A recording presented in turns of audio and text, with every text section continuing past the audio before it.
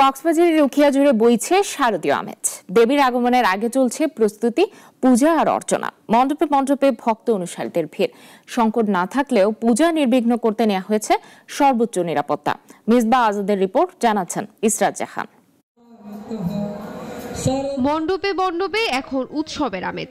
দারোগা বাজার থেকে কুতুপালং রোহিঙ্গা ক্যাম্প, সব এলাকায় চলছে পূজার আয়োজন। সব সময় প্রশাসন আমাদের একেবারে নিরাপত্তার বেষ্টনীতে আমাদের রেখেছেন। শ্রী শ্রী দুর্গা মা কৈলাস পর্বত থেকে এসে মর্তলোকে এসে যাতে দেশ এবং দেশের সকল ভাই ও বোনদের এবং দেশের যাতে মঙ্গল হয়, এবং আমাদের এই বছরের দুর্গাপূজা আমরা খুব সুন্দরভাবে উদযাপন করতেছি। শারদীয় দুর্গাপূজা উদযাপন আমরা আজকের মহাষষ্ঠীর মধ্যে দিয়ে আমরা শুরু করেছি। সবার আন্তরিক সহযোগিতায় পূজার প্রস্তুতি নির্বিঘ্নে শেষ হয়েছে বলে জানান পূজা উদযাপন কমিটির সদস্যরা। স্থানীয় প্রশাসন পাশে থাকায় অনেকটাই নিশ্চিন্ত তারা।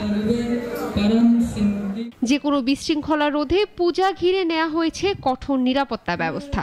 বিভিন্ন আইন শৃঙ্খলা বাহিনী যারা আছে, পুলিশ, বিজিবি, র্যাব, তারপরে আপনার সেনাবাহিনী, সকলের সাথে যৌথ বাহিনী হিসাবে সব ধরনের পদক্ষেপ গ্রহণ করা হয়েছে। এছাড়া প্রত্যেকটা পূজা মণ্ডপে আনসার নিয়োগ করা থাকবে। উখিয়ার প্রতিটি মণ্ডপে ধর্ম বর্ণ নির্বিশেষে সাধারণ মানুষের অংশগ্রহণে মিলেছে সম্প্রীতির সুর। ভক্তদের ভালোবাসা ও প্রশাসনিক সহযোগিতায় নির্বিঘ্নে কাটবে শারদীয়া, এমনটাই প্রত্যাশা সকলের।